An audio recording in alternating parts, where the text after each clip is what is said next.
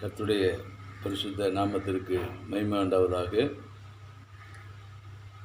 கர்த்தருடைய வார்த்தைக்கு நேராக நம்முடைய கவனங்களை நாம் திருப்புவோம். நாம் ஜெயிப்போம். எங்களை நேசிக்கிற நல்ல தகப்பனே, இந்த அருமையான நம்முடைய நாளுக்காக நன்றி செலுத்துகிறோம். கர்த்தருடைய நாளிலே நம்முடைய சமூகத்தில் வந்து காத்திருப்பது எத்தனை மகிழ்ச்சி இன்பமானது ஆண்டவரே. இப்போ இந்த நாளிலும் கூட ஆண்டவரே உம்மை பாடி, ஆண்டவரே உம்முடைய உயர்த்தி உம்மை மகிமைப்படுத்தி, ஆண்டவரே உம்முடைய நாமத்தில் ஆண்டவரே நாங்கள் ஆசீர்வாதங்களை பெற்றுக்கொள்ளும்படியாக உங்களுடைய சமூகத்தில் காத்திருக்கிறோம். ஆண்டவரே உம்முடைய வார்த்தைகளை பரலோகத்திலிருந்து அனுப்பி கொடுத்து ஆண்டவரே கற்றுக்கொள்ள வேண்டிய காரியங்களை கற்றுக்கொண்டு உங்களுக்கு சாட்சியை வாழ எங்களுக்கு உதவி செய்யுங்க. கர்த்தாவே எங்களோடு பேசுங்க, நாங்கள் கேட்கிறோம். உங்களுடைய வார்த்தைகள் ஆண்டவரே எங்களுக்கு ஆசீர்வாதமாக இருக்கட்டும், நன்மையாக நிறுத்துங்க. தொடர்ந்து உங்களுடைய நாமத்தை மேம்படுத்துங்க, ஆசீர்வதிங்க. நீங்கள் பொறுப்படுத்துங்க. பரிசுத்த ஆவியானவர் ஆளுகை செய்வீராக என்னுடைய மரத்தினை வெளிப்படும். உங்களுடைய நாமத்தை மேம்படுத்தி தொடர்ந்து ஆசீர்வதிங்க. இயேசுவின் நாமத்தில் ஜெபிக்கிறோம் பிதாவே, ஆமென் ஆமென். கர்த்தருடைய பரிசுத்த நாமத்திற்கு மகிமை உண்டாவதாக. இன்றைய நாளிலும் கூட நாம் தியானிக்கும்படியாக தெரிந்து கொள்ளப்பட்ட கர்த்தருடைய வார்த்தை லூக்கா எழுதின சுவிசேஷம். லூக்கா எழுதின சுவிசேஷத்தில் 1வது அதிகாரம் 37, 38 வார்த்தைகளை நான் வாசிக்கிறேன். லூக்கா எழுதின சுவிசேஷம் 1வது அதிகாரம் 37, 38 வார்த்தைகளை நான் வாசிக்கிறேன். தேவனால் கூடாத காரியம் ஒன்றுமில்லை என்றான். அதற்கு மரியாள், இதோ நான் ஆண்டவருக்கு அடிமை, உம்முடைய வார்த்தையின்படி எனக்கு ஆக கிடவது என்றாள். அப்பொழுது தேவதூதன் அவரிடத்திலிருந்து போய்விட்டான். இந்த இடத்துல நவாசிக்க கேட்ட பகுதியிலே தேவதூதன் பரலோகத்திலிருந்து வந்து மரியாளோடு கூட பேசுகிறான். கர்த்தராகிய இயேசு கிறிஸ்து அவளிடத்திலிருந்து தோன்றுவார் என்று இந்த காரியங்கள்லாம் சொல்லி முடித்தபோது, தேவனால் எல்லாம் கூடும் என்று சொல்லி தேவதன் சொல்லி முடித்தபோது மரியாள் சொன்ன வார்த்தை அதான் இன்றைக்கு நாம் தியானிக்க இருக்கிறோம். இதோ நான் ஆண்டவருக்கு அடிமை, உம்முடைய வார்த்தையின்படி எனக்கு ஆக கிடவது என்று தன்னை தாழ்த்தி தேவனுடைய கருத்தில் ஒப்பு கொடுத்தாள். இதைத்தான் இன்றைக்கு நாம் தியானிக்க இருக்கிறோம். அவள் தன்னை ஒப்பு கொடுத்தாள். இதோ நான் ஆண்டவருக்கு அடிமை என்று சொல்லி ஒப்பு கொடுத்தாள். தேவ சித்தத்தை தேவதூதன் அறிவித்தான். அப்பொழுது நடந்த சம்பவம், மரியாள் சொன்ன வார்த்தை, நான் இதோ ஆண்டவருக்கு அடிமை, அவருடைய வார்த்தையின்படி எனக்கு ஆக கிடவது என்று அவளுடைய வார்த்தை பிரதித்திரமாக சொன்னார். ஆக இதிலிருந்து நாம் அறிந்து கொள்ளக்கூடிய காரியம் என்னவென்று சொன்னால், தேவன் ஒவ்வொரு மனிதருக்கும் சுய ஆளுகையை கொடுத்திருக்கிறார். சுய ஆளுகை, சுயாதீனம். அந்த சுயாதீனத்திலே நாம் இருக்கிற பொழுது ஆண்டவர் நம்மீது தன்னுடைய விருப்பங்களை அல்லது தான் செய்ய வேண்டிய காரியங்களை ஆண்டவர் திணிப்பதில்லை. எனவே தான் ஆண்டவர் சத்தியத்தை சொல்லி ஆண்டவர் காத்திருக்கிறார். தன்னை நம்ம ஒப்பு கொடுக்கும்போது தான் ஆண்டவர் அதை ஏற்றுக்கொள்வார், கிரியை செய்வார். வெளிப்பது விசேஷம் 3:20 கர்த்தராகிய இயேசு கிறிஸ்து சொல்கிறார், இதோ வாசற்படியில் நின்று நான் கதவை தட்டுகிறேன், ஒருவன் என் சத்தத்தை கேட்டு கதவை திறந்தால் நான் உள்ளே பிரவேசிப்பேன். இதுதான் சுயாதீனம். அப்போ கதவை திறப்பது நம்முடைய சுயாதீனம், கர்த்தரை ஏற்றுக்கொள்வது நம்முடைய சுயாதீனம், நம்முடைய விருப்பத்தை நம்ம கொடுத்திருக்கிறார். ஏற்றுக்கொள்வதும் ஏற்றுக்கொள்ளாததும் நம்முடைய விருப்பம்தான். அதுபோல் மரியாளிடம் ஆண்டவர் தன்னுடைய தேவ திட்டத்தை அறிவிக்கிறார். ஒரு குமாரன் பிறக்கப் போகிறார். கன்னி ஏசாயா தீர்க்கதரிசன புஸ்தகத்தில் ஒரு கன்னியுடைய வயிற்றிலே ஒரு குழந்தை உண்டாகும் என்று சொல்லி தீர்க்கதரிசி மூலமாக எழுதப்பட்டிருக்கிறது. அப்படி பிறப்பதற்கு ஒரு ஒரு வழியாக ஆண்டவர் தெரிந்து கொள்கிறார். ஒரு கன்னி கர்ப்பவதியாகி ஒரு குமாரனை பெறுவாள். அவருக்கு இயேசு என்று பெயரிடுவார்கள். இந்த காரியத்தை தான் ஏசாயா தீர்க்கதரிசியும் தன்னுடைய தீர்க்கதரிசன புத்தகத்தில் எழுதினார். இது தேவனுடைய திட்டம், முன்னுரைக்கப்பட்ட ஒரு திட்டம். அப்போ அந்த இயேசு கிறிஸ்து பிறப்பதற்கு ஒரு பாத்திரம் தேவை. அது யார் என்று பார்க்கும்போது இது கர்த்தருடைய கண்களிலே மரியாளுக்கு கிருபை கிடைத்தது. அதான் தேவன் சொல்கிறான், கிருபை பெற்றவளே நீ பாக்கியவதி, கிருபை பெற்றவளே நீ பாக்கியவதி. என்ன கிருபை? இந்த உலகத்தை ராஜா, சர்வத்தையும் சிருஷ்டித்த தேவனாகிய கர்த்தர் அவருடைய வயிற்றிலே பிறக்கும்படியான கிருபை, பெரிய சிலாக்கியத்தை அவளுக்கு தேவன் கொடுத்தார். அதனால தான் தேவதூதன் அறிந்திருந்தபடினாலே சொன்னான், கிருபை பெற்றவளே நீ பாக்கியவதி, உன்னிடத்தில் கர்த்தர் ஆகிய இயேசு கிறிஸ்து பிறப்பார். சொன்னபோது அவள் ஏற்றுக்கொண்டாள். இப்போ அவள் மறுத்திருக்கவும் கூடும். ஆமாம், அதுதான் சுயாதீனத்தை கொடுத்துருக்கிறார். அதனால தான் அனுப்புகிறார். அவருடைய திட்டத்தை செயல்படுத்த ஒருவளை தெரிந்து கொண்டு அவளிடத்தில் அறிவிக்க தேவதூதனை அனுப்புகிறான். தேவதன் அவள் சொல்லும்போது அதை அவள் ஏற்றுக்கொள்கிறாள். ஏற்றுக்கொள்ளும்போது அவளிடத்திலே தேவ திட்டம் நிறைவேறுகிறது. இதுதான் முக்கியமான காரியம். அப்படியானால் நம்முடைய சுயாதீனத்தை தேவனிடத்தில் அர்ப்பணிக்கும் போது தான் தேவ சித்தம் நம்மளிலே நிறைவேறும். இதை நான் நல்லா புரிஞ்சுக்கணும். அதுதான் இன்றைக்கு நம்ம கூட ஆண்டவர் பேச விரும்புகிறார். எல்லா மனிதருக்கும் ஆண்டவர் சுயாதீனத்தை கொடுத்திருக்கிறார். அந்த சுயாதீனத்தை நாம் கர்த்தருக்கு என்று சொல்லி அர்ப்பணிக்கும் போது தான் அங்கே தேவன் கிரியை செய்ய முடியும். ஒவ்வொருவரையும் ஆண்டவர் தெரிந்து கொண்டிருக்கிறார். அவர்கள் தேவனுடைய சமூகத்தில் அவர்கள் இன்ன காரியங்களை செய்ய வேண்டும் என்று சொல்லி தேவனுடைய தெரிந்து கொள்ளுதல் ஒவ்வொரு மனுஷருக்கும் இருக்கிறது, தேவனுடைய பிள்ளைகளுக்கும் இருக்கிறது. இயேசு ஏற்றுக்கொண்ட தேவனுடைய பிள்ளைகளாக மாறின, தேவனுடைய பிள்ளைகளாக வாழ்ந்து கொண்டிருக்கிற ஒவ்வொருவருக்கும் ஆண்டவர் ஒரு காரியத்தை அவர் மூலமாக செய்ய அவர்களே நியமித்திருக்கிறார். ஆனால் ஆண்டவர் அந்த காரியங்களை அவர்களுக்கு தெரியப்படுத்தும் போது, அதை அவர்கள் ஏற்றுக்கொள்ளும் போது தேவனுடைய திட்டம் அவர்களிலே செயல்படுகிறது.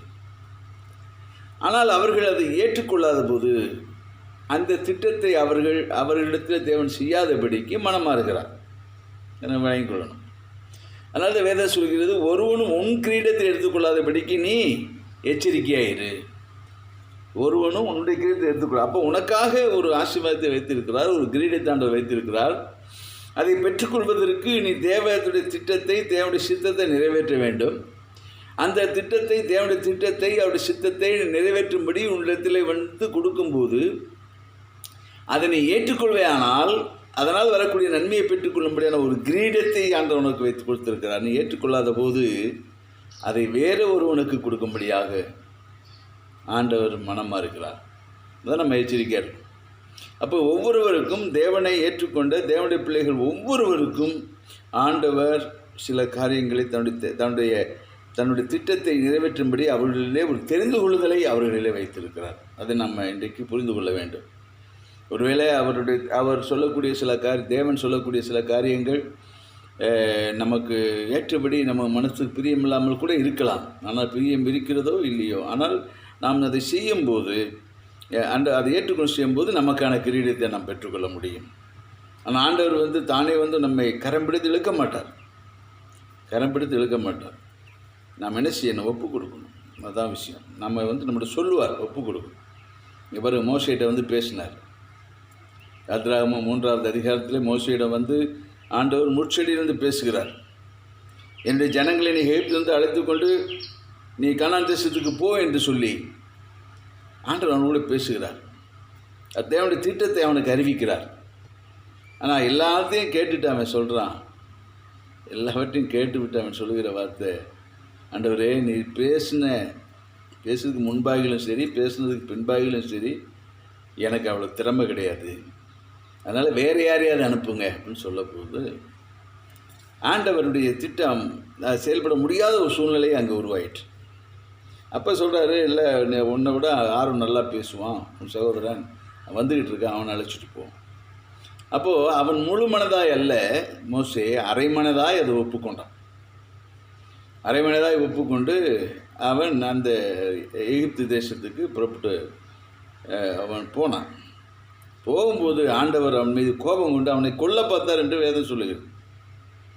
அப்பொழுது அவன் மனைவி ஞானமாய் தன் குமாரனுடைய நுனித்தோலை வெட்டி அந்த கொலை செய்ய வந்தவனுக்கு முன்பதாக தேவதனுக்கு முன்பதாக எரிந்தபோது அது உடன்படிக்கையின் அடையாளத்தை கண்ட உடனே தேவன் மனமாறுகிறான். ஆனால் ஆண்டவருடைய அழைப்பு இருக்கிறது, அதை செய்வதும் செய்யாததும், அல்லது தேவனுடைய சித்தம் நம்மளிலே ஒவ்வொருவருக்கு இருக்கிறது. அதை செய்வதும் செய்யாததும் நம்முடைய சுயாதீனத்தில் தான் இருக்குது. சில காரியங்கள் தேவனுக்காக தேவன் நம்மை தெரிந்து கொள்ளும் போது சில காரியங்கள் பெரிய காரியங்களாக இருக்கலாம், அல்லது சின்ன சின்ன காரியங்களாக கூட இருக்கலாம். ஆனால் எதுவாக இருந்தாலும் அதை நம்ம அறிந்து செயல்பட வேண்டும். தேவனுடைய வார்த்தைக்கு நம்மளை ஒப்புக் கொடுக்கணும். அதுதான் ஆண்டவர் விரும்புகிறார். அதுதான் ரோமர்கள் எழுதும்போது பவுல் இப்படியாக எழுதுகிறார், நீங்கள் உங்களை என்ன செய்யணும், நீங்கள் உங்களுடைய சித்தத்தை தேவனுக்கு என்று சொல்லி அர்ப்பணிக்கும்படியாக அவருக்கு பிரியமானது நன்மையானது என்ன என்பதை நம்ம ஆராய்ந்து அதன்படி நாம் நினைக்கும் போது தான் நாம் அதுக்கு அவருடைய சித்தத்தை நிறைவேற்றுவதாக காணப்பட முடியும். அதான் சொல்லுகிறேன். நீங்கள் வேத வசனம் சொல்லியிருக்கிற, நீங்கள் உலகத்துக்கு ஒத்த வேஷம் தெரியாமல் தேவனுக்கு பிரியமும் நன்மையும் பரிபூர்ணமான சித்தம் என்னதென்று பகுத்தறியத்தக்கதாக உங்கள் மனங்கள் புதிதாகிறதுனாலே மறுரூபமாகுங்கள். அப்போ என்ன ஆண்டவர் எதிர்பார்க்குற காரியம் என்ன என்று சொன்னால், அவருக்கு நன்மை அவருக்கு பிரியம் என்னதென்று நம்ம யோசிக்கணும். அப்போது ஒரு காரியம் அது ஆண்டவருடைய தெரிந்து கொள்ளுதல், நமக்கு பெரிய காரியங்களை செய்யும்படி அவர் தெரிந்து கொண்டாலும் சரி, அல்லது சாதாரணமான சில காரியங்களை தெரிந்து கொள்ளும்படி செய்யும்படி நம்ம தெரிந்து கொண்டிருந்தாலும் கூட அதை செய்வதற்கு நாம் ஒப்பு கொடுக்கும்போது தான் அதை நம்மளிலே ஆண்டவர் நிறைவேற்ற முடியும். அதைத்தான் இன்றைக்கு ஆண்டவர் நம்ம விரும்புகிறார். இன்றைக்கு இருக்கக்கூடிய செய்தியின் தலைப்பு அர்ப்பணிப்பும் ஆசீர்வாதமும் என்பதை குறித்து தான் இப்போ பார்க்கிறோம். அப்போ நம்ம அர்ப்பணிக்க வேண்டும் என்று சொல்லி ஆண்டவர் விரும்புகிறார். நம்ம அர்ப்பணிக்கணும், ஆண்டவர் சமூகத்தில் அர்ப்பணிக்கணும். நம்ம சுயாதீனத்தை தேவனிடத்தில் அர்ப்பணிக்கும் போது தான் தேவன் நம்மை பயன்படுத்த முடியும். ஆண்டவருடைய கண்கள் பூமி எங்கும் உலாவிக் கொண்டிருக்கிறது. அந்த உலாவும் கண்கள் நம்மை பார்க்கிறது. அவருடைய வேலைகளை செய்யும்படியாக அவருடைய கண்கள், அவருடைய சித்தத்தை நிறைவேற்றும்படியாக அவருடைய கண்கள் பூமி எங்கும் உலாவிக் கொண்டிருக்கிறது. அது நம்மை காண்கிறது. அவருடைய கண்கள் நம்மை காண்கிறது, நம்முடைய இருதயத்தை ஆராய்ந்து அறிகிறது. அப்போது ஆண்டவர் நம்மிடத்தில் ஒரு காரியத்தை ஒப்புக் கொடுக்கும்போது அதை நாம் அர்ப்பணிப்போடு செய்யணும். அர்ப்பணிப்பு இல்லை என்று சொன்னால், நம்மை ஒப்புக் கொடுத்தல் இல்லை என்று சொன்னால், அர்ப்பணிப்பு இல்லை என்று சொன்னால் ஆசீர்வாதமும் இல்லை. நமக்கு கொடுக்கப்பட்ட ஆசீர்வாதங்களை நாம் சுதந்திரித்துக் கொள்ள முடியாது. காரணம் என்ன? ஆண்டவர் ஆசீர்வாதங்களை நமக்கு அனுப்பி கொண்டே தான் இருக்கிறார். இந்த பூமியில் வாழுகிற நாளெல்லாம் நன்மையை கொடுக்கிறார். நித்தியத்தில் அவரோடு கூட இருக்கும்படியாக போய் சேர்கிற நாள் வரைக்கும் நம்மளுக்கு ஆசீர்வாதங்களை கொடுத்து கொண்டே இருக்கிறார். ஆனால் அந்த ஆசீர்வாதங்களை எல்லாம் பெற்றுக்கொள்வதற்கு ஒரு அர்ப்பணிப்பு தேவை. அதுதான் முக்கியமான தேவை. அர்ப்பணிப்பு இல்லாமல் ஆசீர்வாதம் இல்லை. அதுதான் முக்கியம். அப்போ அர்ப்பணிக்கும் போது நாம் ஆசீர்வாதங்களை பெற்றுக்கொள்ள முடியும். அதுதான் நம்ம சில வேதத்துள்ள சம்பவங்களை வைத்து எப்படிப்பட்ட அர்ப்பணிப்பு, எந்தெந்த காரியங்களை அர்ப்பணிக்கும் போது எப்படிப்பட்ட ஆசீர்வாதங்களை ஆண்டவர் கொடுக்கிறார் என்பதை நாம் அறிந்து கொள்ள முடியும். அப்போ அர்ப்பணிப்பு என்பது என்ன என்று சொன்னால், தீர்மானத்தை பக்தி வைராக்கியமாய் செல்வது. எடுத்த ஒரு தீர்மானத்தை, கர்த்தருக்கு பிரியமான தீர்மானத்தை எடுக்கிறது. அந்த தீர்மானத்தை வைராக்கியமாய் செய்வது தான் அர்ப்பணிப்பு. அதுதான் அர்ப்பணிப்பு. அந்த அர்ப்பணிப்பு இன்றைக்கு தேவை என்று ஆண்டவர் விரும்புகிறார். இந்த பொல்லாத உலகத்தில் கடைசி நாட்களிலே அர்ப்பணிப்பு மிகவும் அவசியமாக இருக்கிறது. அர்ப்பணிப்பு அப்போ தான் ஆண்டவர் உங்களை என்னை பயன்படுத்த முடியும். அதைத்தான் ஆண்டவர் இன்றைக்கு விரும்புகிறார். அதைத்தான் இன்றைக்கு உங்களோடு கூட என்னோட பேசி கொண்டு இருக்கிறார். உன்னுடைய அர்ப்பணிப்பு எப்படிப்பட்டதாக இருக்கிறது? கர்த்தருக்கு பிரியமான காரியங்களிலே செய்யும்படியாக நாம் எடுக்கிற தீர்மானம் அது வைராக்கியமாக இருந்து செயல்படுவது தான் அர்ப்பணிப்பு. அப்போ நம்முடைய அர்ப்பணிப்பை பக்திக்கு எதுவாகவும் கொடுக்கலாம், உலகத்துக்கு எதுவாகவும் கொடுக்கலாம். அப்போ உலகத்துக்கு பிரியமான காரியங்களை வைராக்கியத்தோடு செய்வது உலகத்தானாக மாறி போகலாம். ஆனால் தேவனுக்கு பிரியமான காரியங்களிலே தீர்மானம் எடுத்து அதை வைராக்கியமாக இருப்பது தேவனுக்கு இடத்தில் அர்ப்பணிப்பு. அப்போ நம்ம அர்ப்பணிப்பு இருக்கணும். நம்ம அர்ப்பணிப்பு யாரிடத்தில் இருக்கணும்? தேவனிடத்தில் நம்முடைய அர்ப்பணிப்பு இருக்கணும்.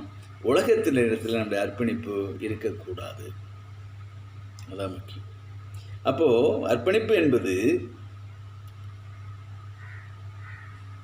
கர்த்தருக்கு பிரியமான காரியங்களிலே தீர்மானம் எடுத்து அதை வைராக்கியமாக செயல்படுத்துவது தேவனிடத்தில் கொள்ளுகிற அர்ப்பணிப்பு. இதைத்தான் தேவன் விரும்புகிறார். ஆனால் உலகத்தின் காரியங்களிலே ஒரு தீர்மானம் எடுத்து அதை வைராக்கியமாக செயல்படுத்துவது என்பது உலகத்தின் காரியங்களில் உலகத்துக்கு அடுத்த அர்ப்பணிப்பு. இன்றைக்கி அது சொல்லவே வேணாம். எல்லாத்துலேயும் அந்த உலகத்துக்கு அடுத்த அர்ப்பணிப்பு எல்லாரிடமும் இருக்கக்கூடிய ஒரு காரியமாக இருக்கிறது. ஏன்னா உலகத்தில் பிறந்ததுலேருந்து அந்த உலகத்தின் காரியங்களையே பார்த்து உலகத்தின் காரியங்களை அர்ப்பணிக்கிறோம். உலகத்தின் காரியம் தீர்மானம் எடுக்கிறது எப்படின்னா, நான் எப்படியாவது பெரிய ஆள் ஆயிடணும், பெரிய கோடீஸ்வரன் ஆயிடணும், அல்லது இந்த நெல்லேருந்து நான் பெரிய படித்து நான் அமெரிக்கா போகணும், அப்படி அதுக்காக தீர்மானம் எடுத்து அதுக்கு வைராக்கியமாக இருந்து செயல்படுவது. இன்றைக்கி அப்படி தான் நிறைய செய்கிறாங்க. ஆமாம், பிறக்கும்போதே அவங்க தீர்மானம் என்ன சொல்லிக் கொடுக்குறாங்க? டாக்டர் ஆகணும், நீ லாயர் ஆகணும், நீ எப்படி ஆகணும், பெரிய ஆளாக வரணும் அப்படின்னு சொல்லிக் கொடுக்குறாங்க. சொல்லிக் கொடுத்து அந்த தீர்மானம் எடுக்க வச்சு அந்த தீர்மானத்தில் அவங்க வைராக்கியமாக இருந்து அதை காரியத்தை சாதிக்கிறாங்க. அது அர்ப்பணிப்பு. உலகத்தின் காரியங்களை அர்ப்பணித்து செயல்படுறாங்க. நான் பெரிய ஆள் ஆகிட்டான், பாவம் பெரிய ஆளாக இருக்கிறான், அவன் பெரிய கோடீஸ்வரன், பெரிய நிலச்சுவாந்தாரம் ஆகிட்டான், சாதாரணமாக ஆரம்பித்தான். அதுக்கு காரணம் என்ன? அவன் எடுக்கிற தீர்மானம் அதில் வைராக்கியமாக இருந்து செயல்படும்போது அந்த நிலைமையை அவன் நடந்து கொள்ள முடிகிறது. அதே போல் கர்த்தருக்கு சித்தமானதை பிரியமானதிலே நான் செய்வேன் என்று தீர்மானம் எடுத்து அதில் வைராக்கியமாக இருப்பது தான் கர்த்தருக்கு நம்மை அர்ப்பணிப்பது. அதுதான் அர்ப்பணிப்பு. அந்த அர்ப்பணிப்பு இருக்கும்போது தான் தேவ ஆசீர்வாதத்தை நாம் பெற்றுக்கொள்ள முடியும்.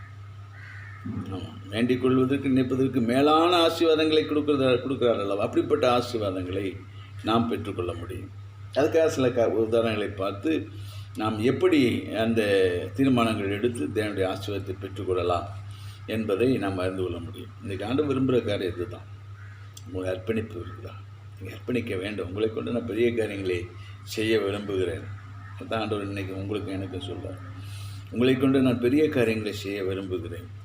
ஆனால் அதுக்கு அர்ப்பணிப்பு வேணும். அர்ப்பணிப்பு இல்லாமல் சொல்ல முடியாது.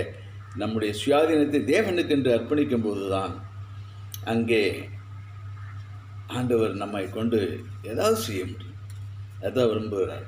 எல்லோரும் நம்ம ஒவ்வொருவரும் இதை கேட்டுக்கொண்டு இருக்கிற, இதை பார்த்து கொண்டு இருக்கிற உங்களோடு கூட ஆண்டவர் சொல்ல பார்த்தீங்கன்னா, உங்கள் ஒவ்வொருவரையும் ஏதாவது ஒரு காரியத்தில் எனக்கு தெரியும் நான் உங்களை பயன்படுத்த விரும்புகிறேன், ஆனால் அதுக்கு அர்ப்பணிப்பு இல்லைன்னா நான் ஒன்றுமே செய்ய முடியாது. அதனால் அர்ப்பணிக்க வேண்டும் என்பதை ஆண்டவர் விரும்புகிறார். அதனால் நம்ம இன்றைக்கி தியானித்து நாம் எப்படி அந்த காரியங்களை பெற்றுக்கொள்வது என்பதை குறித்து நாம் பார்ப்போம்.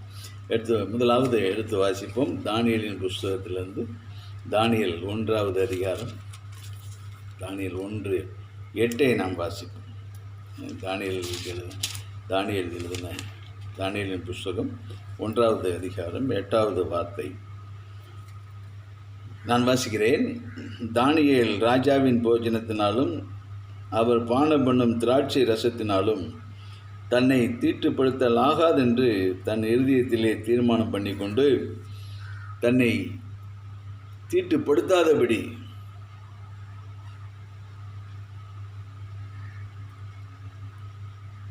பிரதானியின் தலைவனிடத்திலே வேண்டிக் கொண்டான். தீட்டுப்படுத்தாதபடி பிரதானியின் தலைவனிடத்திலே விட்டுவிட்டான். எதனால் தன்னை தீட்டுப்படுத்தக்கூடாது என்று தீர்மானம் பண்ணினான்? அதை நான் சொன்னேன் இல்லையா? தீர்மானம் கர்த்தருக்கு பிரியமான தீர்மானம், கர்த்தருடைய சித்தத்தை நிறைவேற்ற முடியாத தீர்மானம். இப்போது இங்கே என்ன தீர்மானம் பண்ணனா அப்படின்னு சொன்னால், திராட்சை ரசத்தினாலும் போஜனத்தினாலும் தீட்டுப்படக்கூடாது என்று சொல்லி அவன் தீர்மானம் பண்ணினான். தீட்டுப்படக்கூடாது தீர்மானம். அதான் தீர்மானம் செய்வது எளிதான காரியம், அதை செயல்படுத்த வைராக்கியம் தேவை. இது ரெண்டு இருந்தால் தான் அர்ப்பணிப்பு வரும். இங்கே தானியேல் தன்னை அர்ப்பணித்தான், தேவனுக்கென்று அர்ப்பணித்தான். தேவன் தன்னை ஏதாவது எடுத்து பயன்படுத்த வேண்டும் என்று சொல்லி அவன் தன்னை அர்ப்பணித்தான். அவன் தேவன் அவருடைய சித்தத்தை அவனில் நிறைவேற்ற வேண்டும் என்று சொன்னால், அந்த வேற்று தேசத்திலே அந்த தேசத்தினாலே அந்த தேசத்தினுடைய போஜன பானத்தினாலே தன்னை தீட்டுப்படுத்தக்கூடாது என்று அவன் தீர்மானம் பண்ணான். நான் முதலே சொன்னேன், தீர்மானம் கர்த்தருக்கு பிரியமான தீர்மானத்தை வைராக்கியத்தோடு செய்வது தான் அர்ப்பணிப்பு. இங்கே தானியேல் தீர்மானம் பண்ணுறான். என்ன பண்ணுறான்னா, போஜனத்தினாலே பானத்தினாலே நம்மளை தீட்டுப்படுத்தக்கூடாது என்று அவன் அதில் தீர்மானம் பண்ணான். என்ன காரியம்? ஏன் தீட்டுப்படுத்த, எப்படி தீட்டாயிரும், சாப்பாட்டில் எப்படி தீட்டு வந்துடும்னு சொன்னான். அந்த தேசத்தில், பாபிலோன் தேசத்தில், அவர்கள் அடிமையாய் வாழ்ந்த அந்த பாபிலோன் தேசத்தில் அந்த போஜனம், அந்த பானம், அதையெல்லாம் அவருடைய விக்கிரகங்களுக்கு படைத்து அதை எடுத்து கொண்டு வந்து அதை மற்றவர்களுக்கு புசிக்க கொடுப்பார்கள். அதனாலே அது தீட்டுப்பட்ட ஒரு போஜனம், தீட்டுப்பட்ட ஒரு பானம். அதனாலே தன்னை அதை புசிக்கும்போது, அதை குடிக்கும்போது அந்த தீட்டு அவனுடைய ஆத்மாவை தீட்டுப்பட, சரீரத்தை தீட்டுப்படுத்துகிறது. எனவே தான் அதிலே தீட்டுப்படாதபடிக்கு ஒரு தீர்மானம் பண்ணினான். நான் போஜன பானத்தை நான் பண்ண மாட்டேன். சாதாரண காய்கறிகளை நான் சமையல் பண்ணி சாப்பிட்டுக்கிறேன், நான் செஞ்சு சாப்பிட்டுக்கிறேன். அந்த ராஜபோஜனம் எனக்கு வேணாம் என்று சொல்லி அவன் தீர்மானம் பண்ணினான். அந்த தீர்மானத்தில் வைராக்கியமாக இருந்தான். அதான் முக்கியம். நம்மளும் தீர்மானம் பண்ணுறோம், வருஷமானால் ஒரு தீர்மானம் பண்ணுறோம். ஆனால் தீர்மானம் எடுக்கிறதோடு சரி, எல்லாமே தானியேல் போல் தீர்மானம் எடுத்துருவோம். ஆனால் அதை செயல்படுத்துவதில் வைராக்கியமாக இருக்குமா? அதான் முக்கியம். வைராக்கியமாக இருக்குமா? தீர்மானம் எடுத்துருவோம், வைராக்கியம் இல்லை, தீர்மானத்தை செயல்படுத்த முடியல. அப்போ ஆண்டவர் என்ன செய்ய முடியும்? இப்போ பாருங்கள், அவன் தீர்மானம் எடுத்தான், அதில் வைராக்கியமாக இருந்தான், அதில் உறுதியாக இருந்தால் ஆண்டவர் அவனுடைய முகக்கலையவே, மற்றவருடைய முகக்கலையை ஏற்படுத்தினார். மாத்திரமல்ல, அவனுடைய வாழ்க்கையை படித்து பாருங்கள். அவன் தானியேலின் காரியமாக வென்றால் க்ஷேமாக இருந்தது. அவன் அநேக ராஜாக்கள் முன்னாடியிலும் அவனுடைய காரியம் மாத்திரம் ஜெயமாக இருந்தது என்று சொன்னால் காரணம் என்ன சொன்னால், அர்ப்பணிப்பு. அவனுடைய அர்ப்பணிப்பு ஆண்டவர் கண்டு அவனை அந்த தேசத்துக்கே ஆசீர்வாதமாக மாற்றினார். அவனுக்கு அந்த தேசமே ஆசீர்வாதமாக மாறியது. அதுதான் ஆண்டவர் விரும்புகிறார். அப்போ இன்றைக்கி நம்ம இப்படிப்பட்டவங்களாக இருக்கணும். அன்றைக்கி அவன் தன்னை போஜன பானத்தினாலே தீட்டுப்படுத்தலாகாதன்னு தீர்மானம் பண்ணான். தீர்மானத்தில் வைராக்கியமாக இருந்தான். அது அந்த ஆண்டவருக்கு அர்ப்பணித்தான். அதான் அர்ப்பணித்தான். ஆண்டவர் அவனை ஆசீர்வதித்தார். தேசத்திற்கு அவனை ஆசீர்வாதமாக மாற்றினார். தேசம் அவனுக்கு ஆசீர்வாதமாக மாறியது. இன்றைக்கு நம்ம ஆசீர்வதிக்கப்படலையேன்னு சொல்கிறோம்.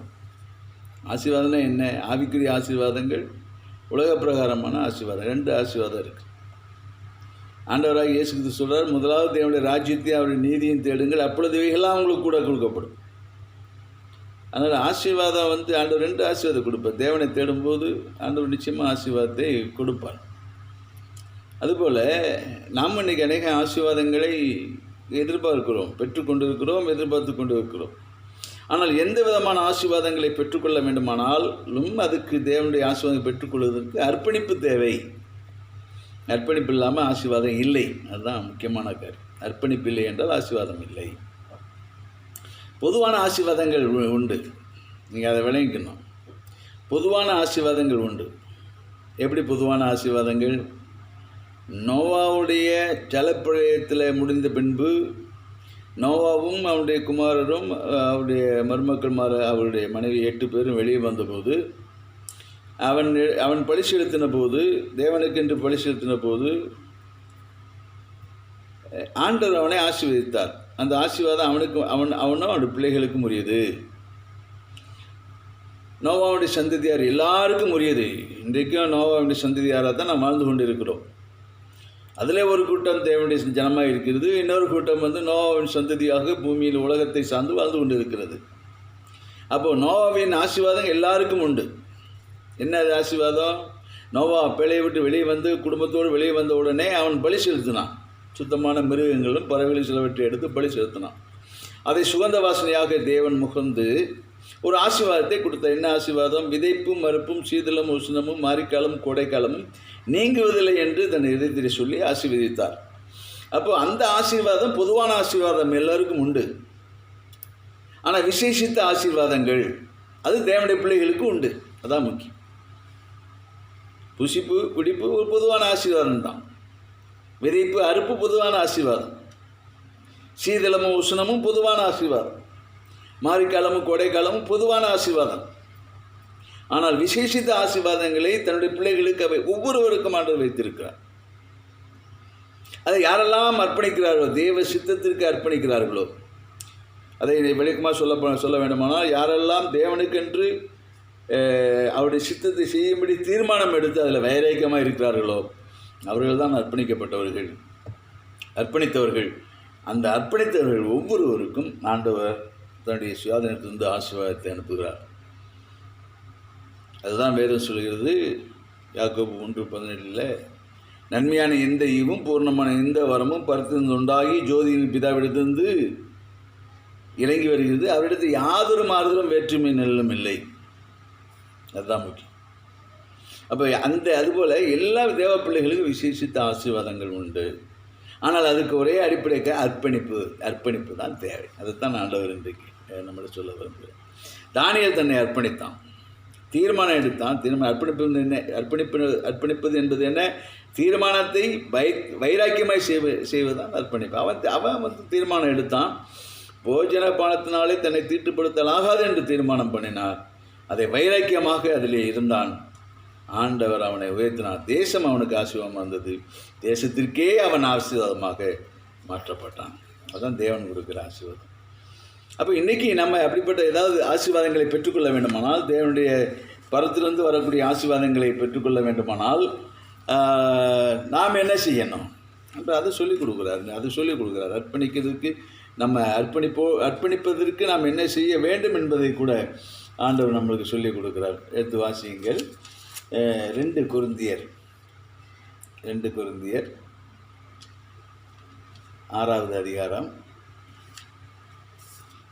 2 கொரிந்தியரில் 6வது அதிகாரம் 16-17 வசனங்களை நான் வாசிக்கிறேன். நீங்களும் திருப்பிக் கொள்ளுங்கள். 6, 16, 17 வாசிக்கிறேன். தேவனுடைய ஆலயத்துக்கும் விக்கிரகங்களுக்கும் சம்பந்தம் ஏது? நான் அவர்களுக்குள்ளே வாசம் பண்ணி அவர்களுக்குள்ளே உலாவி அவர்கள் தேவனாக இருப்பேன், அவர்கள் என் ஜனங்களாக இருப்பார்கள் என்று தேவன் சொன்னபடி நீங்கள் ஜீவனுள்ள தேவனுடைய ஆலயமாக இருக்கிறீர்களே. நம்ம தான் தேவனுடைய ஆலயமாக இருக்கிறோம். ஆண்டவர் சொல்கிறாரு, நீங்கள் தேவனுடைய ஆலயமாக இருக்கிறீர்கள், நீங்கள் ஆசிக்கப்பட வேண்டியவர்கள். ஆனபடியால் நீங்கள், அடுத்த வசனம், நீங்கள் புறப்பட்டு அவர்கள் நடுவிலிருந்து புறப்பட்டு போய் அசுத்தமானதை தொடாதிருங்கள் என்று கர்த்தர் சொல்கிறார். நீங்கள் அவர்கள் நடுவிலிருந்து புறப்பட்டு போய் அசுத்தமானதை தொடாதிருங்கள். ஏனென்று சொன்னால் நீங்கள் நான் தங்கும் ஆலயம், இயேசு தங்குகிற ஆலயம் நீங்கள் தான்.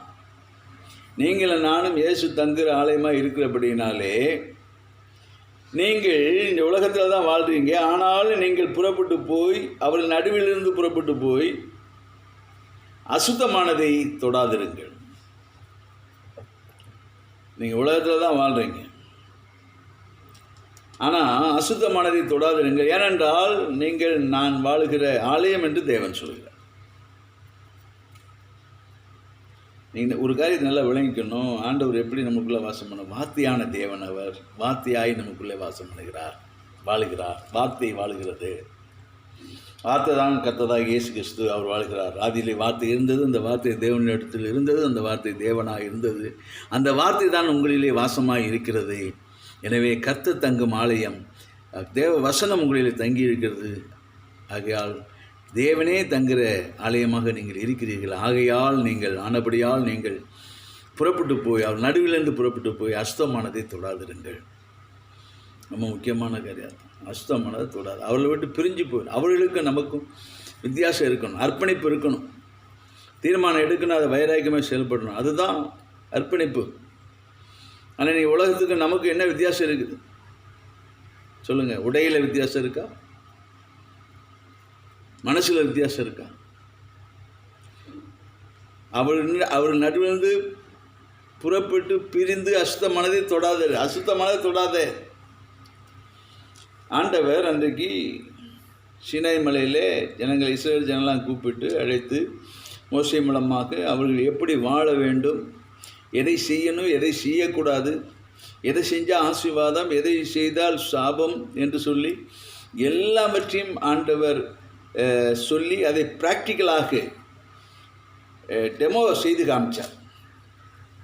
ஏபால் மலையிலும் கெர்சிம் மலையிலும் ஜனங்களை நிற்க வைத்து, கெர்சிம் மலையில் கெர்சிம் மலையிலும் ஏபால் மலையிலும் ஆசீர்வாதத்தையும் சாபத்தையும் வைத்து, கெர்சிம் மலையில் ஆசீர்வாதத்தை வைத்தார், ஏபால் மலையில் சாபத்தை வைத்து, இங்கே ஜனங்களை நிறுத்தி அங்கேயும் ஜனங்களை நிறுத்தி, நீங்கள் இந்த காரியங்களையெல்லாம் நான் சொன்னபடி தேவனுடைய சித்தத்தை செய்தும்படி நீங்கள் அவருடைய சத்தத்துக்கு செவி கொடுத்து கீழ்ப்படிந்து நடப்பீர்களானால் கெர்சிம் மலையில் ஆசீர்வாதத்தை நீங்கள் சுதந்திரித்துக் கொள்வீர்கள். அப்படி நீங்கள் அந்த காரியங்களை செய்யாதிருப்பீர்களானால் ஏபால் மலையிலிருந்து சாபத்தை வரவழைத்துக் கொள்வீர்கள் என்று சொல்லி ஆண்டவர் அதை அந்த தீர்மானம் எடுக்கக்கூடிய காரியங்களில் ஆலோசனையை கொடுத்து ஆண்டவர் நடத்துகிறார், ஆலோசனையை கொடுக்கிறார். அப்போ தீர்மானம் எடுப்பது நம்ம கையில் இருக்குது. கெர்சிமின் மலையில் உள்ள ஆசீர்வாதத்தை நாம் சுதந்திரித்துக் கொள்கிறோமா? தேவனுக்கென்று பிரியமாய் வாழ்ந்து தேவ சித்தத்தை நிறைவேற்றினால் கெர்சிம் மலையிலுடைய ஆசீர்வாதத்தை நாம் சுதந்திரித்துக் கொள்ள முடியும். அல்லது உலகத்தை சார்ந்து உலகத்துக்கு பிரியமாய் நடந்து உலகத்துடைய காரியங்களை நிறைவேற்றி அந்த காரியங்களை செயல்படுத்தி நாம் ஏபால் மலையினுடைய சாபத்தை நாம் வாங்கிக் கொள்கிறோமா? ஆனபடியாக நீங்கள் பிரியணும். பார்க்குறது நல்லா தான் இருக்கும், உலகம் கவர்ச்சியாக தான் இருக்கும், அழகாக தான் இருக்கும். உலகத்தின் ஆசா பாசங்கள் அப்படி தான் இருக்கும், பெருமை இதெல்லாம் உலகத்தில் தான் இருக்குது. ஆமாம், அதனால தான் பெருமை உள்ளவன் தேவன் எதிர்த்து நிற்கிறான்னு சொல்கிறார். பெருமை இதெல்லாம் உலகத்தின் காரியங்கள். உலகத்தில் உள்ளவையில் அன்புகிறாதிருங்கள். ஏன்னா உலகத்தில் இருக்க போது கொஞ்ச நாள் தான், உலகம் நித்தியம் அல்ல, நித்தியம் பரலோகம்தான். அப்போ நித்தியம் இல்லாத இந்த உலகத்தின் காரியங்கள் மேலே நீ ஏன் மனசை வைக்கிற? அதோடு கூட இணைஞ்சி போகிற. உலகத்தில் தான் பெண்கள் முடிய நீளம் அப்படி போட்டுட்டு அப்படி ஆட்டிகிட்டு போவாங்க. நமக்கு அது அவசியமா? அதை விரும்புகிறாரா? ஆண்டவர் அப்படி சொல்லி கொடுத்துக்கிறாரா? ஆண்டவர் சொல்ல தேவ சமூகத்தில் வரும்போது நீ முக்காடு போட்டுக்கொண்டாரு. ஏன் அப்போ அதில் தான் கெர்சிமின் ஆசீர்வாதங்கள் இருக்கிறது. நீ செய்கிறையோ செய்யலைன்னு சோதித்து பார்க்கிறவர் தான் நம்முடைய தேவன் இல்லையா? வேதத்தில் பல இடங்களில் பார்க்க முடியும். சோதித்து பார்க்குறாரு, இவன் செய்வானா இல்லையோ. ஆபிரகாமை சோதித்து பார்த்தார், இவன் கீழ்ப்படிவானா கீழ்ப்படிய மாட்டானா. அந்த சோதனையினுடைய சோதனையின் காரணமாக தான் அவனுடைய பிள்ளையே ஈசாக்கை பலி கொடுக்கும்படி ஆண்டவர் சொன்னார். அவன் செய்வானோ செய்ய மாட்டானோ அவன் பலி செலுத்த போனவுடனே அதுக்கப்புறம் சொல்கிறாரு, ஆண்டவர் சாட்சியாக சொல்கிறாரு, நீ என்னுடைய கற்பனைகளை உன் சந்ததியார் கை கொள்ள வேண்டும் என்று சொல்லி அவருக்கு கட்டளையிடுவேன்னு சொல்லி நான் இதனால் அறிந்து கொண்டேன் அப்படின்னு சொல்லி ஆண்டவர் ஒன்று சாட்சி கொடுக்குறார். அதனால் தான் சிநேகிதன் அப்படின்னு சொல்கிறார். அப்படி சொல்கிறார். அப்போ நம்ம கை கொள்கிறோமா மாட்டோமா அப்படின்னு பார்க்குற ஒரு ஆண்டவர் கெர்சியமில் ஆசீர்வாதத்தை வைத்தார், ஏபால் மலையில் சாபத்தை வைத்தார். அதை கை கொள்ளவும் மாட்டோமான்னு சொல்லி பார்க்குறாரு, ஆலோசனைகளை கொடுத்துட்டாரு, சுயாதீனத்தை நம்மளுக்கு கொடுத்துருக்கிறாரு. தீர்மானம் நீ தான் எடுக்கணும், நீ நானும் தான் தீர்மானம் எடுக்கணும்.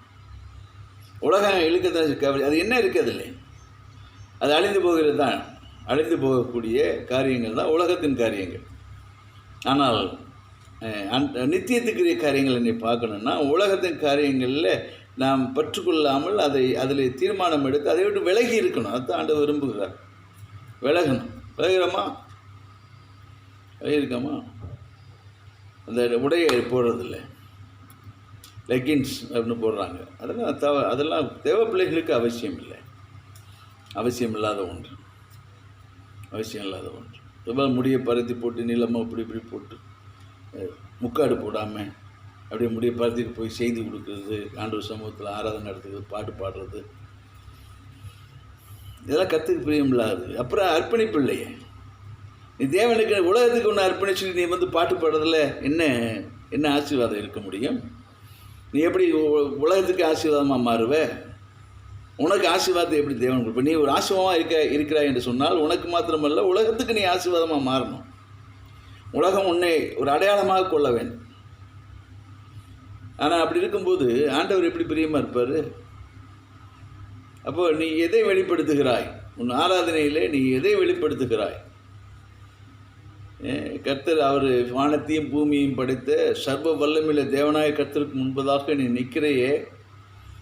அப்போ ஆண்டவருடைய கட்டளையை மீறி நீ செயல்படும்போது அது உன் மனசில் வேணால் திருப்தியாக இருக்கலாம், ஒரு சந்தோஷமாக இருக்கலாம், மற்றவங்க பெருமையாக பேசும்படியாக வேணால் காரியங்கள் இருக்கலாமே ஒழிய கர்த்தர் பெருமையாக பேசுவாரா? எனக்கு பிரியமானவனே பிரியமானவளேன்னு சொல்லுவாரா? எப்படிப்பட்டவனா நீ இருக்கிற? இதில் பொதுவாக பெண்கள் ரொம்ப எச்சரிக்கையாக இருக்கணும். இடர்கள் உண்டாக்குறவனுக்கு ஐயோ அப்படி தான் வேதம் சொல்லும். மற்றவர்கள் இடறி விழ ஏதுவானவர்கள் நம்ம இருக்கக்கூடாது.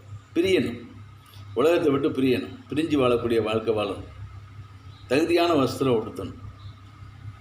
ஆமாம், முடி உனக்கு அழகு தான்.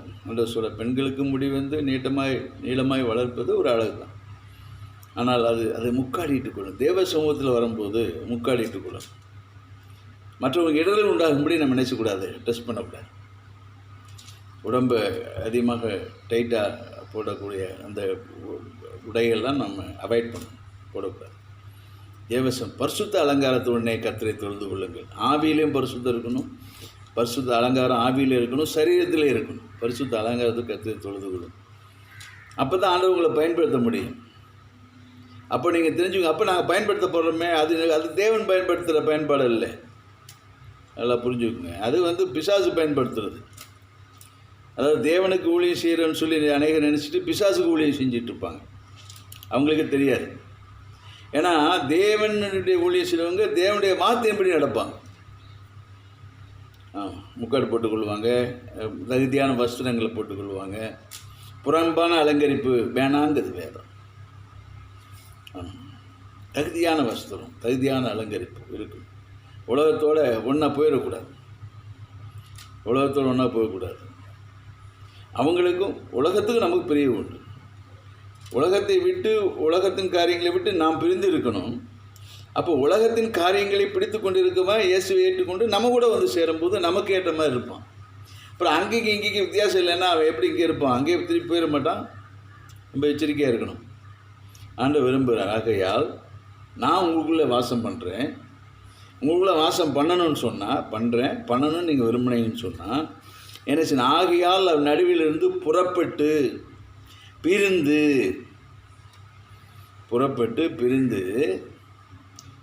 என்ன செய்ய? நம்ம தனியாக தேவனுக்கு பிரியமான ஒரு வாழ்க்கை வாழணும். நான் அப்படியே நீங்கள் அவர் நடுவிலிருந்து புறப்பட்டு பிரிந்து போய் அசுத்தமானதே தொடாதிருங்க. அதெல்லாம் அசுத்தம், கர்த்தருடைய பார்வையில் அதெல்லாம் அசுத்தம்.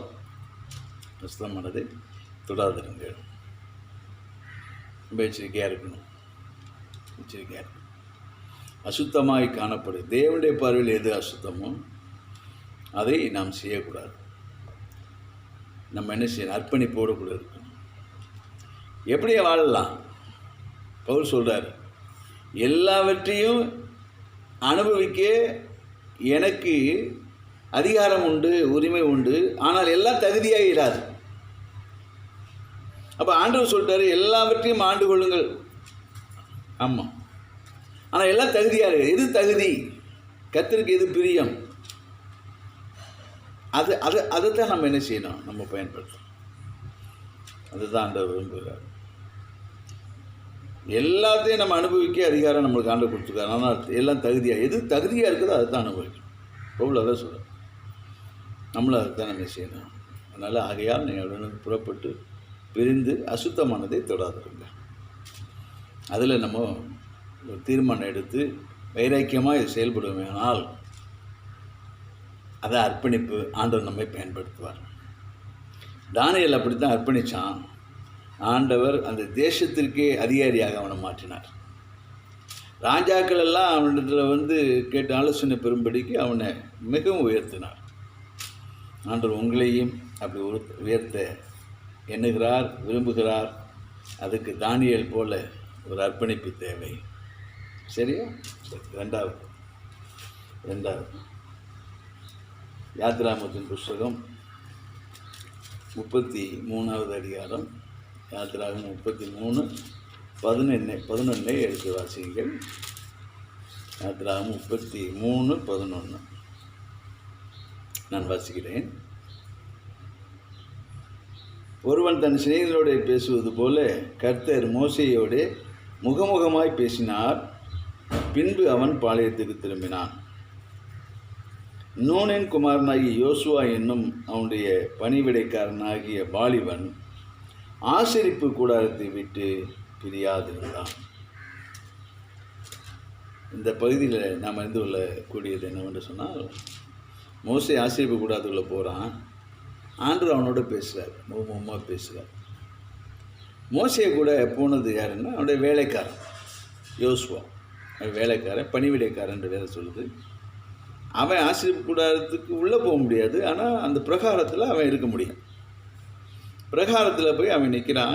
இருக்கிற பிரகாரத்தில் பலி செலுத்துகிற அந்த இடத்துல அவன் மோசேக்காக காத்திருக்கான். அந்த இடத்துல அவன் இருக்கிறான். மோசே உள்ளே சென்று மகாபரிசுத்த சந்நிதியிலே சென்று தேவனோடு பேசுகிறான். பேசி திரும்பி வந்து பாளையத்து போயிட்டான், அவனுடைய வீட்டுக்கு போயிட்டான். ஆனால் இந்த யோசுவா என்ற வாலிபன் ஆசரிப்பு கூடாரத்தை விட்டு பிரியாதிருந்தான். அதை தான் நம்ம பார்க்குறோம் இந்த இடத்துல. ஆசரிப்பு கூடாரத்தை விட்டு பிரியாதிருந்தான். அப்போது அவனுடைய இருதயம் எங்கே இருந்தது? யோசுவாவுடைய இருதயம் எங்கே இருந்தது? அவனுடைய விருப்பம் எங்கே இருந்தது அப்படின்னு சொன்னால், உலகத்தில் இல்லை, ஆசரிப்பு கூடாரத்தில் இருந்தது. அவனுடைய தங்கும் வாசஸ்தலம் ஆசரிப்பு கூடாரத்தின் பிரகாரங்களிலே இருந்தான். ஆசரிப்பு கூடாரத்திலே இருந்தான். ஆண்டவர் இருதயத்தை பார்த்தார். அவன் அர்ப்பணித்தான். எனக்கு இந்த உலகம் வேணாம், ஊர் வேணாம், வீடு வேணாம், வாசல் வேணாம், தேவனுடைய கூடாரம் ஒன்று மாத்திரம் எனக்கு போதும்னு நினச்சான். எனவே அவன் பிரியலை. அவன் அந்த நேரத்தில் அவனுடைய வாழ்நாட்களில் அவனுடைய நேரங்களை அவன் தேவனுக்கென்று அர்ப்பணித்தது ஆசரிப்பு கூடாரத்திலேயே இருக்கணும்னு சொல்லி விரும்பினான். அதுதான் வேதமே அவனுக்காக வார்த்தையை எழுதி கொடுக்கிறது. யோசுவா என்னும் அவனுடைய பணிவிடைக்காரனாகிய வாலிபன் ஆசரிப்பு கூடாரத்தை விட்டு பிரியாதிருந்தான். ஆசரிப்பு கூடாரம் தேவன் உலாவுகிற ஒரு இடம். ஆசரிப்பு கூடாரம் தேவன் பேசுகிற இடம். ஆசரிப்பு கூடாரம் பலி செலுத்துகிற ஒரு இடம். ஆசரிப்பு கூடாரம் தேவ அப்பங்கள் இருக்கிற ஒரு இடம். ஆசரிப்பு கூடாரம் குத்து விளக்கு இருக்கிற இடம். ஆசரிப்பு கூடாரம் தூப கலசத்தை வைக்கக்கூடிய தூப பீடம் உள்ள ஒரு ஸ்தலம். ஆசரிப்பு கூடாரம் கிருபாசனத்தோடு கூடிய உடன்படிக்கை உள்ள ஒரு இடம்.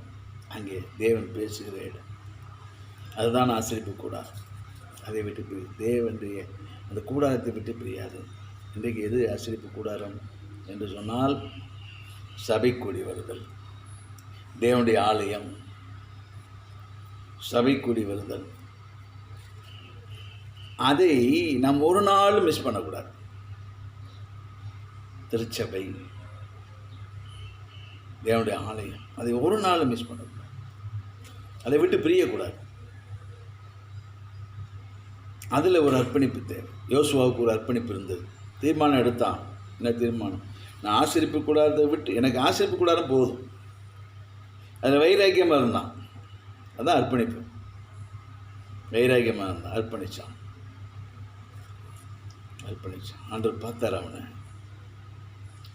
அந்த அர்ப்பணிப்பை ஆண்டவர் பார்த்து மோசேக்கு பின்பதாக முழு இஸ்ரவேல் ஜனத்தையே நடத்தி சென்று கானான் தேசத்திலே சேர்க்கக்கூடிய, கானான் தேசத்தையே பிரித்து கொடுக்கக்கூடிய மாபெரும் சிலாக்கியத்தை யோசுவாவுக்கு ஆண்டவர் கொடுத்தார். அர்ப்பணிப்பு இல்லாமல் ஆசீர்வாதம் இல்லை. அர்ப்பணிப்பு இல்லாமல் ஆண்டவர் உன்னை பயன்படுத்த முடியாது. அர்ப்பணிப்பு ரொம்ப அவசியம். அர்ப்பணிப்பு என்பது என்ன? கர்த்தருக்கென்று தீர்மானம் எடுத்தல், அதில் வைராக்கியமாக இருத்தல், அதுதான் அர்ப்பணிப்பு. இந்த இடத்துல யோசுவா பாருங்க, யோசுவா என்ன பண்ணான்? என்னை அர்ப்பணித்தான், தீர்மானம் எடுத்தான். ஆசிரியப்பு கூடாரம் தான் எனக்குன்னு சொல்லி தீர்மானம் எடுத்தான். அதை விட்டு விலகலை. பிரியாத ஆண்டவர் அவனை பார்த்தார், அவனுடைய இருதயத்தை பார்த்தார், அவனுடைய அர்ப்பணிப்பை பார்த்தார். தீர்மானம் பண்ணிட்டார். இன்னும் எவ்வளோ காலங்கள் கழித்து தான் அவன் யோசுவா தலைமை இருக்கிறான். என்றாலும் ஆண்டவருடைய தெரிந்து கொள்ளுதல் அதுதான். பெரிய கூட்டம், 12 லட்சம் பேர் 20 லட்சம் பேர் இருக்கக்கூடிய பெரிய இஸ்ரேல் கூட்டத்துக்கு தலைவனாக மாற்றினார் யோசுவாவை. அவன் அவர்களை நடத்தி சென்றான், யுத்தம் பண்ணினான், தேசங்களை பிடித்தான். கானான் தேசங்களை 31 ராஜாக்களை ஒழித்து தேசத்தை பிடித்தான். அது தேசத்தை பகிர்ந்து கொடுத்தான். எப்பேற்பட்ட சிலாக்கியம்! அன்று உன்னையும் அப்படி பயன்படுத்த விரும்புகிறார். என்ன தேவை? அர்ப்பணிப்பு தேவை. தேவனுடைய சமூகத்தை விட்டு நீ பிரியாது இருக்கிறாயா? திருச்சபை தேவனுடைய கூடி வருதல் உன்னிடத்தில் இருக்குதா? அதான் சொல்கிறார். எபிரேயர் 10:25 இப்படியாக சொல்கிறது, சபை கூடியதில் சில விட்டு விடுவது போல விட்டு விடாமல் ஒரு புத்தி சொல்ல கிடவோம். நாளானது சமீபத்து வருகிறது, எவ்வளவாய் பார்க்கிறீர்களோ அவ்வளவாய் புத்தி சொல்லுங்கள். சபை கூடி வருதலை விட்டுவிடவே கூடாது. சபை கூடி வருதல் மிகவும் முக்கியமானது. ஆண்டவர் அந்த சபை கூடி வருதலில் ஒரு அர்ப்பணிப்பு தேவை. எந்த நேரில் நான் கூடி வருவேன்? இன்றைக்கி சொல்லலாம், இன்றைக்கி கொரோனா வந்தது, அதனால் எல்லா இடத்துலையும் லாக்டவுன் பண்ணிட்டாங்க, எல்லாம் அடைச்சிட்டாங்க, சபையை மூடியாச்சு. அது கட்டடத்தை ஆண்டவர் சொல்லலை, கட்டடத்தை ஆண்டவர் சொல்லவே இல்லை. சபை கூடி வருதலை சொல்கிறார். சபை கூடி வருவதற்கு ஒரு இடம்தான் கட்டடமே ஒழிய கட்டடத்தை ஆண்டவர் சொல்லவில்லை. சபை கூடி வருதல் என்பது நாம் கூடி வருவது. ஜனங்கள் எங்கெல்லாம் கூடி வராங்களோ அதான் சபை. சபை கூடி வருது என்ற சொல்ல கட்டடத்தை பற்றி பேசவே இல்லை ஆண்டவர். நல்லா தெரிஞ்சுக்கங்க. ஒரு மரத்தடியில் கூடி வந்தாலும் அது சபை தான். கடற்கரையில் கூடி வந்தாலும் அது சபை தான். கர்த்தருக்கென்று கர்த்தர் நாமத்தினால கூடி வருகிறது எல்லாம் சபை தான். மலை மேலே உட்காந்துட்டு கூடி வந்தாலும் அது சபை தான். இடம் முக்கியமல்ல. புரியுதா உங்களுக்கு? இடம் இல்லை, இடத்தை பற்றி அந்த சபை கூடி வருதல், ஜனங்கள் கூடி வந்தால் அது சபை. 2 பேர் கூடி வந்தால் சபை. அதான் சொல்கிறேன் ஆண்டவர். மத்தேயு 18:20 நீங்கள் வாசிச்சு பாருங்கள். எங்கே 2 அல்லது 3 பேர்கள் கூடியிருக்கீங்களோ அங்கே நான் நடுவில் இருக்கிறேன்னு ஆண்டவர் சொல்கிறார். அப்படின்ற அர்த்தம் என்ன? 2 அல்லது 3 பேர் கூடினா சபை தான். கணவன் மனைவி கூடுனா அது சபை தான். கணவன் மனைவி பிள்ளைகள் கூடுனாலே அது சபை தான். அநேக நண்பர்கள் கூடி வராங்களா அது சபை தான். இயேசு நாமத்தில் கூடணும், அதுதான் முக்கியம். அதனால தான் வாக்கு கொடுக்குறார் ஆண்டவர். எங்கே 2 அல்லது 3 பேர்கள் நாமத்தினாலே கூடியிருக்கீங்களோ அங்கே அவர்கள் நடுவிலே நான் இருக்கிறேன். அதான் சபை. கூடி வர்றோமா? கூடி வர்றீங்களா? குடும்ப ஜெபம் இருக்கா? அது சபை. ஆமாம், நீ ஆசீர்வதிக்கப்படுவாய். நண்பர்களாக கூடி வேலை செய்கிறதுல ஜெபம் பண்ணுறீங்களா? அது ஒரு சபை. இது சபை தான். கூடி ஜெபிக்கிறீங்களா? கூடி வர்றீங்களா? அது சபை. ஆண்டவர் அதை விரும்புகிறார். சபை கூடி வருவதை விட்டு விடாதே. நாட்கள் கடுமையாக போய்கிட்டு இருக்குது. லாக்டவுன் வந்துருச்சு. கூடி வரணும். ஆன்லைனில் கூடி வரணும். நீ ஆங்காங்கே இருந்தாலும் எல்லாரும் ஒருமனப்பட்டு ஒரு இடத்துல சேர்றோம்.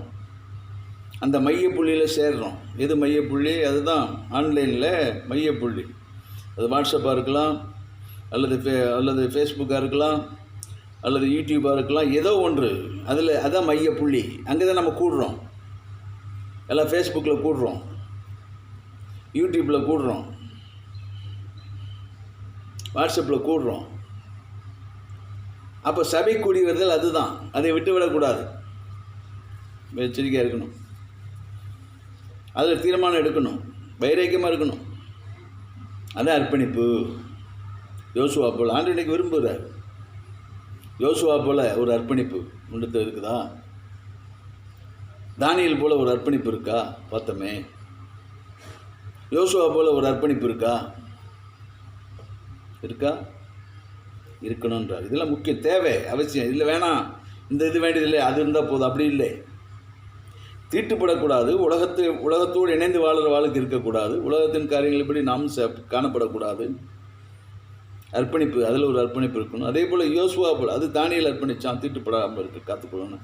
அதுபோல் நாம் உலகத்தால் தீட்டுப்படாதபடி காத்துக்கொள்ள வேண்டும். ரெண்டாவது, யோசுவா போல் ஒரு அர்ப்பணிப்பு நமக்கு தேவை. சபை கூடி வருதல் வேணும். கட்டடத்துக்கு கூடி வர சொல்லலை, சபை கூடி வருதல். சபை என்பது 2 பேர் இருந்தால் சபை தான். அது புரிஞ்சுக்கணும். மத்திய 18:20 எடுத்து வாசிப்பார். எங்கே 2 அல்லது 3 பேர்கள் என் நாமத்தினாலே கூட்டுறீங்களா? இயேசு சொல்கிறார், என் நாமத்தினாலே கூட்டுறீங்களா, அங்கே உன் நடுவில் இருக்கிறேன். இப்போ சபை கூடி வருதல் விட்டுவிடக்கூடாது. சூழ்நிலை எப்படினாலும் போகலாம். நீ எங்கே கூடுறே அதான் சபை. நல்லா தெரிஞ்சுக்கணும். 2 பேர் எங்கே கூட்டுறீங்களோ அந்த சபை. 2 4 ஆகி 4 16 ஆகி 16 அப்படி போகணும். எங்கே கூடுறீங்க, எங்கே கூடனாலும் அது சபை தான். விட்டுவிடக்கூடாது. சரி, 3வது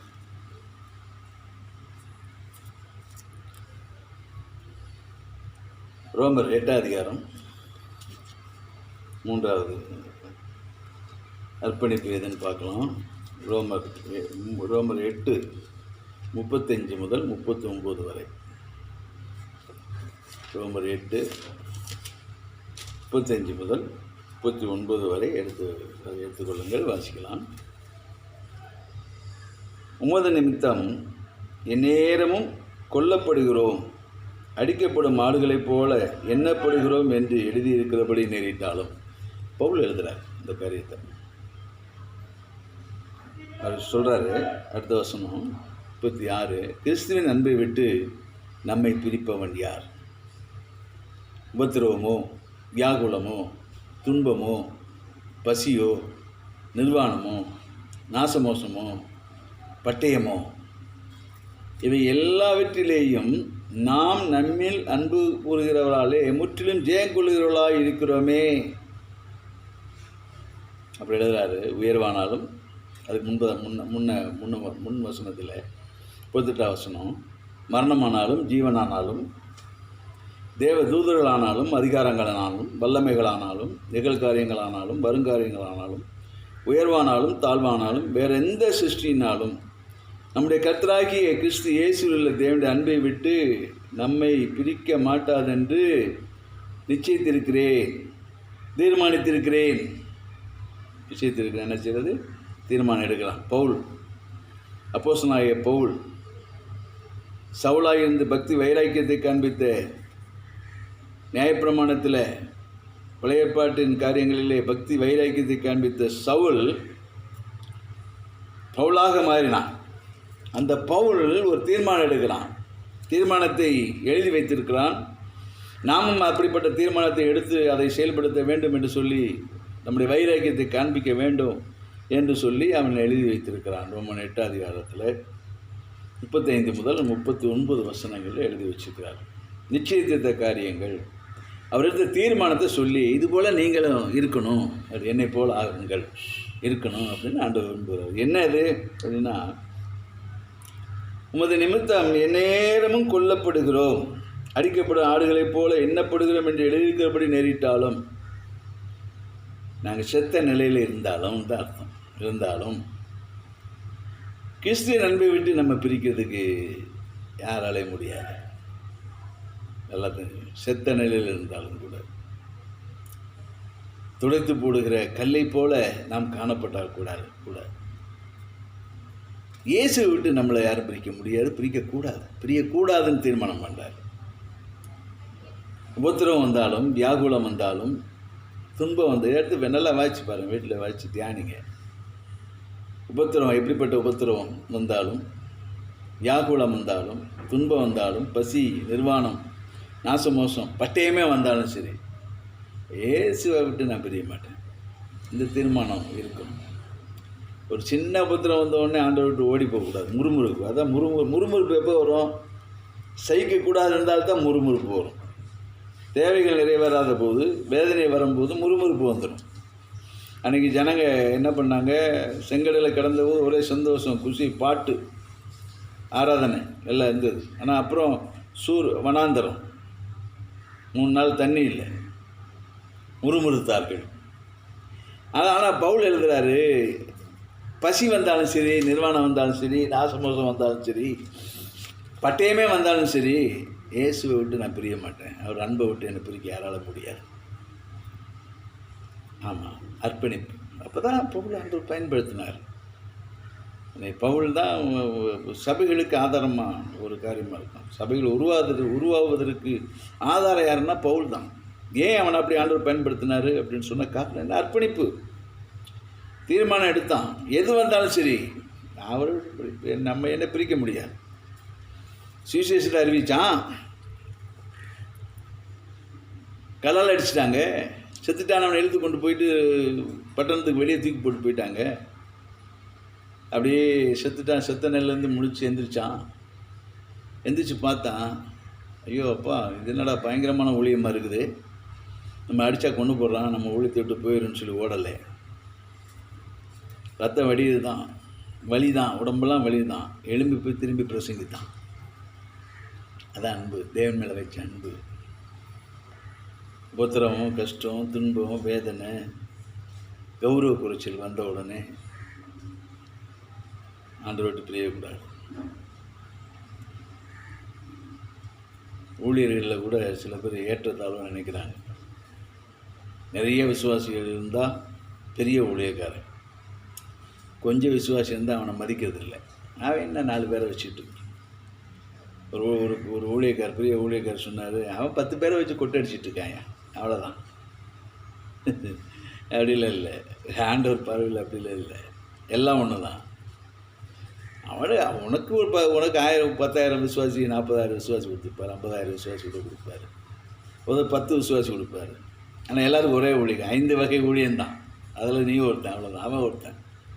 அதிகமாக கொடுத்தவன்ட்டு அதிகமாக கணக்கு கேட்பார், தெரிஞ்சுக்கோங்க. கொஞ்சமாக கொடுத்தவன்ட்டு கொஞ்சமாக கணக்கு கேட்பார். 10 பேருக்கு தான் அவன் கணக்கு கொடுக்கணும். இப்போ சபையில் 10 பேர் தான் இருக்கான்னா 10 பேருக்கு ஆண்டவர்கிட்ட போய் கணக்கு கொடுக்கணும். அங்கே தான் தெரியுது, அங்கே தான் இருக்குது, எல்லாம் பரலோகத்தில் தான் இருக்குது. நீ 40,000 பேர் 50,000 வச்சுட்டு இருக்க, உனக்கு விசுவாசி யாருன்னு தெரியாது. விசுவாசி முகம் 50,000 பேரை நீங்கள் ஞாபகம் வச்சுருவியா? விசுவாசி யாருன்னு உனக்கு தெரியாது. பரலோகத்தில் போயிட்டு எப்படி விசுவாசி நீ வந்து ஆண்டவர்கிட்ட அடையாளம் காமிப்ப? எப்படி நடத்துன்னு கேட்டால் எப்படி பதில் சொல்லுவேன்? எத்தனை பேரை கொண்டு வருவேன்? உனக்கு பரலோகத்தில் தானே கணக்கு. ஆண்டவர் வந்து தாளந்து கொடுத்து சொல்கிறார்.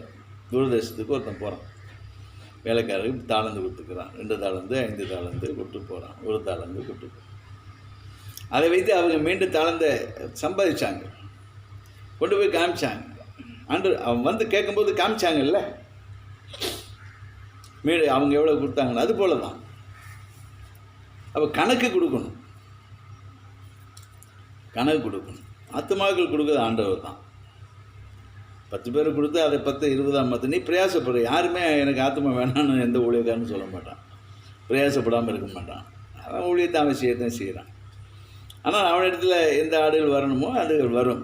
அது 10 இருக்கலாம், 50 இருக்கலாம், 100 இருக்கலாம், 1000 இருக்கலாம், 5000 10,000 இருக்கலாம். ஆண்டவர் கொடுக்குறார். ஆனால் அந்த கணக்கு கேட்குற நாளிலே 10 பேர் கொடுத்த விட கரெக்டாக கொண்டு போய் அவன் சேர்த்துருவான்னு நினைக்கிறேன். 10 பேர் போயிட்டான், அங்கே போயிட்டாங்கன்னு வச்சுங்க. பரலோகத்தில் போய் கணக்கு கேட்குறார் ஆண்டவர். ஒருத்தருக்கு வந்து ஒரு 1000 விசுவாசிகள் இருக்காங்க, ஒருத்தருக்கு வந்து 10 விசுவாசி இருக்காங்கன்னு வச்சுக்குவோம். ஒரு ஊழியக்காரர் 10 விசுவாசி, இன்னொருக்கு 1000 விசுவாசி. இவங்க எல்லாமே பரலோகம் வந்துட்டாங்க. ஆண்டவர் கணக்கு கேட்குறாரு. 10 விசுவாசி வச்சுருந்தவன்ட்ட கேட்குறேன், எத்தனைப்பா பேர் கொண்டு வந்தேன்? ஆண்டவரே 10 விசுவாசிகள் நீங்கள் என்கிட்ட கொடுத்தீங்க, 10 விசுவாசிகளை நான் பரலோகத்துக்கு கொண்டு வந்துட்டேன் ஐயா, நடத்தி கொண்டு வந்துட்டேன். இந்த இருக்கிறாங்க, என் கூட இருக்கிறாங்க. ரைட். அந்த 1000 விசுவாசி இருக்கிற ஊழியக்காரன்ட்டு ஆண்டவர் கேட்குறாரு, எவ்வளோ பேரப்பா நீ கொண்டு வந்திருக்கிற?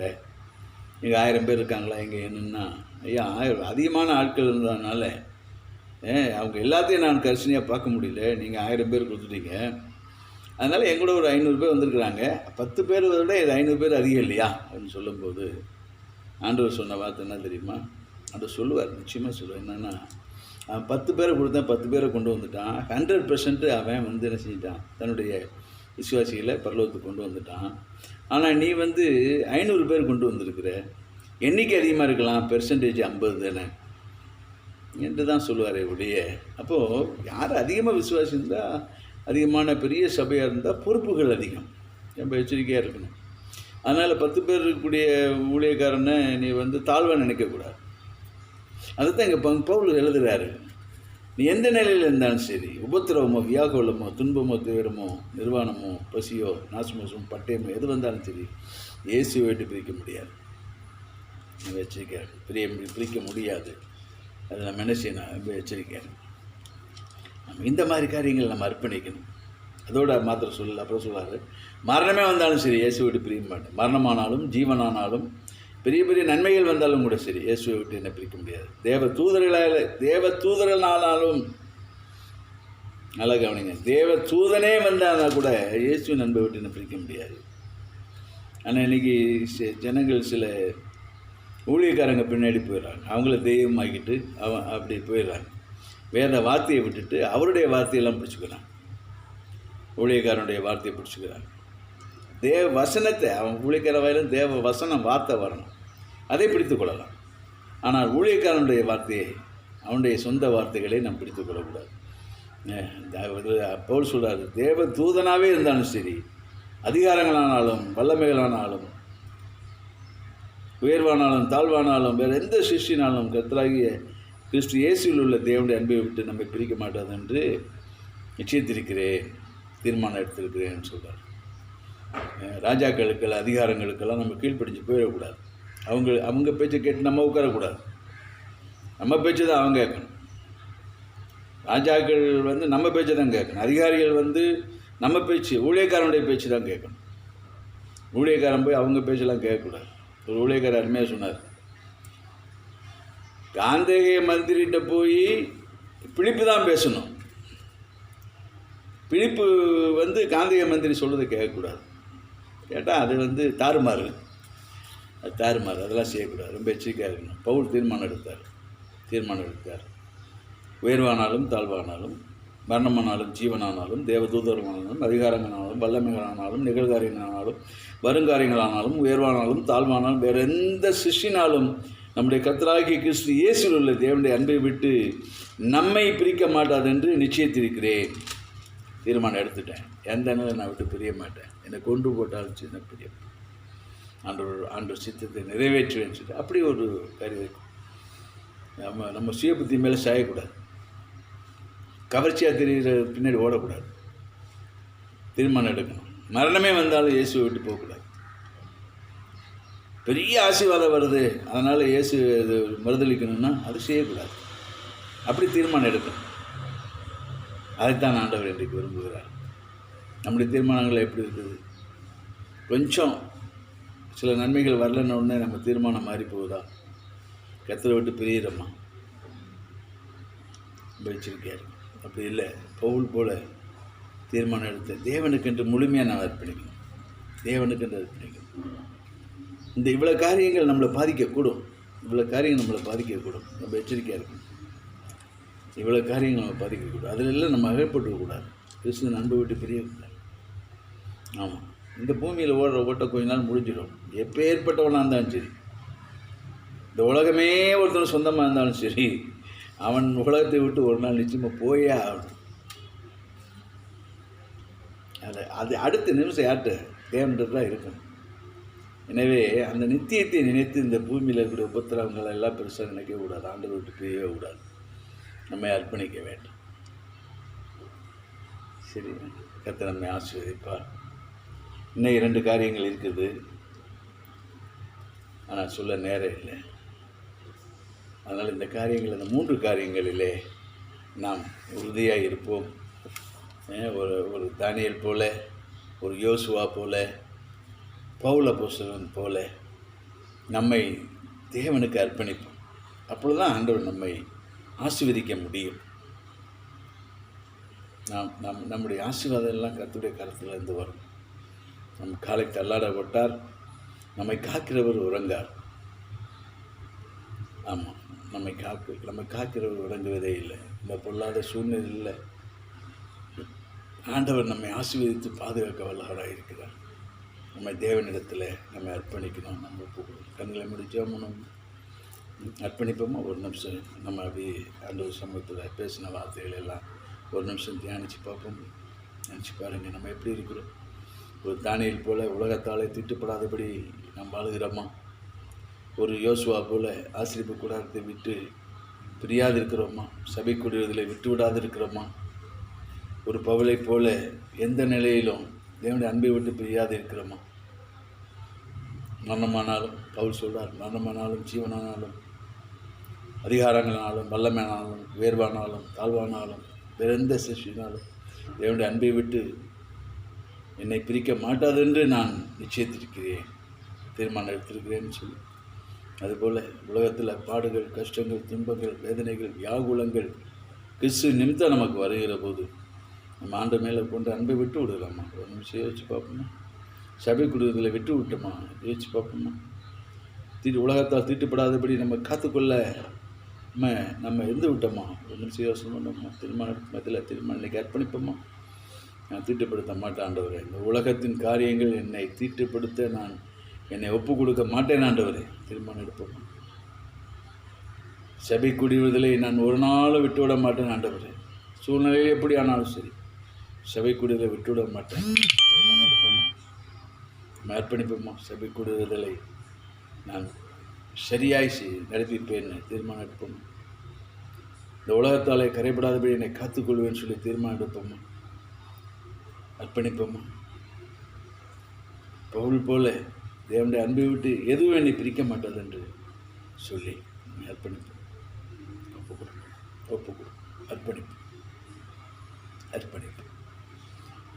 எங்கள் நேசிக்கிற நல்ல தகப்பனே, இந்த வேலையிலே எங்களை நாங்கள் அர்ப்பணிக்கிறோம் ஆண்டவரே.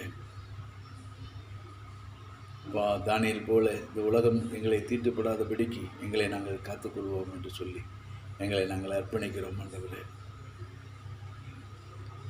அதே போல் ஆண்டவர் யோசுவா போல சபை கூடியவதிலை நாங்கள் விட்டுவிடாதபடிக்கு சபை கூடி வருவோம் என்று சொல்லி எங்களை அர்ப்பணிக்கிறோம் ஆண்டவரே. பவுல் போல எந்த நிலையிலும் முறுமுறுக்காமல் உங்கள் அன்பை விட்டு பிரிய மாட்டோம் என்று சொல்லி அர்ப்பணிக்கிறோம் ஆண்டவரே. எங்களை அர்ப்பணித்த பிள்ளைகளை ஆசீர்வதிங்கப்பா. இந்த பூமியில் வாழ்கிறனாலெல்லாம் ஆசீர்வாதத்தை பெற்றுக்கொண்டவர்களாக, நித்தியத்தில் வந்து உம்மோடு கூட வாழ்கிற மாபெரும் சிலாக்கியத்தை பெற்றுக்கொண்டவர்களாக அடியாரை ஆசீர்வதிக்க சொல்லுகிறோம். இந்த செய்தியை கேட்ட ஒவ்வொருவரையும் ஆசீர்வதிங்க. தீர்மானம் எடுத்த ஒவ்வொருவரையும் ஆசீர்வதிங்க. உங்களுடைய நாமத்தை அவர்களை மகிமைப்படுத்தி தொடர்ந்து நடத்து. அப்படியே செய்திங்க. அதுக்கு ஸ்தோத்திரம். துதிக்கான மகிமை அனைத்து உண்மைக்கு செலுத்துவோம். இயேசுவின் நாமத்தில் ஜெபிக்கிறோம் எங்கள் ஜீவன் நல்ல பிதாவே. ஆமென், ஆமென், ஆமென். கர்த்தர் ஆசீர்வதிப்பார். God bless you. சமாதானத்தோட நாட்களை நடப்பியுங்கள். ஆமென்.